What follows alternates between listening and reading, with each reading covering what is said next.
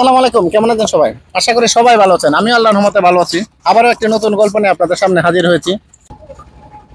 আদার মাছ দি আসলে মাছ একটু উঠতেছি মাছ।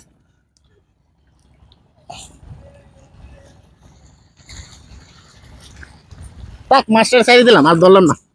রাত্রেবেলা ধরে আর কেটে আনবো, আর বেটেন বকবো। এই মাছটা ধরে লাভ নাই। আর এমনি মাছের অভাব নাই ভাই আমাদের। আপনারা জানেন বাড়ি এলাকায় কত মাছ খাইবেন, কত মারবেন। একবার এক মন্ত্রী আর রাজা দুইজন গেছে পরিদর্শন করার জন্য। তারা কি করছে, একটা বেগুন ক্ষেতের মধ্যে ঢুকছে। বেগুন ক্ষেতে ঢুকে বলতেছে, রাজা বলতেছে, দেখছো মন্ত্রী, বেগুন কত সুন্দর। বেগুন কিন্তু আসলে দেখতে অনেক সুন্দর। তখন মন্ত্রী গল্প শুরু করলো, আরে রাজা মাস্টার আপনি কি বলেন, এটার নাম বেগুন, এটার নাই কোনো গুণের কোনো অভাব নাই।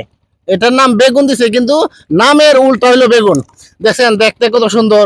আর বেগুন দিয়ে বিভিন্ন প্রকারের তরকারি আপনি খাইতে পারবেন। বেগুন ভাজি, বেগুন তরকারি, এরপর আপনি মনে করেন যে বেগুনের ভর্তা।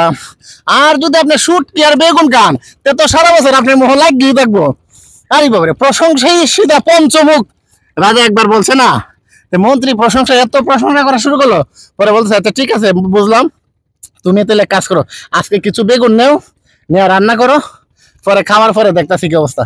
পরে এক কাছে বেগুন নিয়ে রান্না করছে। রাজা আর মন্ত্রী ঠিক মতো খাইছে। খাওয়ার পরে তো রাজার চুলকানি অ্যালার্জি শুরু হয়েছে। এখন তো রাজার মাথা নষ্ট। পরে মন্ত্রী বলছে, মন্ত্রী সাহেব, এই যে আপনি গুনাগুন বেগুন খাওয়াইছেন, এখন কি অবস্থা? রাজা মাস্টার, আমি আগে গেছিলাম বেগুন ভালো না। এটার নাম হয়েছে বেগুন, মানে নাই গুণ। এটা যদি কোনো গুণ থাকতো তাহলে এটার দাম কি এত কম থাকলো না? এটা দেখে না, বেগুনে চুলকানি, বেগুনে খাদ্য নয়, বেগুনে অ্যালার্জি। বেগুন কেউ কিনে, বেগুন কেউ খা। বেগুন তো মনে করেন একদম নষ্ট জিনিস। এই বেগুন আসলে একদম ভালো না। পরে রাজা বলতেছে, হ্যাঁ তুমি কালকে কি বলছিলা? কালকে বলছো বেগুনের গুণাগুণ, আজকে তুমি বেগুনের, তুমি এখানে বিপরীত দিকে শুরু হইলা। ফুরাই বুঝাই যাচ্ছি তা গণেশ উল্টাই দিচ্ছে, ঘটনা কি? রাজা মাস্টার বিয়াদবি মাফ করবেন, আপনি যেটা কোন বালা, এটা তো আমার অটোমেটিকলি বালা কোন লাগবো। আপনি যদি খারাপ কোন, আমারও খারাপ কোন লাগবো। রাজা মাস্টার, আমার মাথায় আছে, আমি কিন্তু বেগুনের চাকরি করি না, আমি চাকরি করি আপনার। তা আপনার সাথে আমার যেতে হতে ভাই, সমাজে এরকম কিছু মানুষ কিন্তু আছে।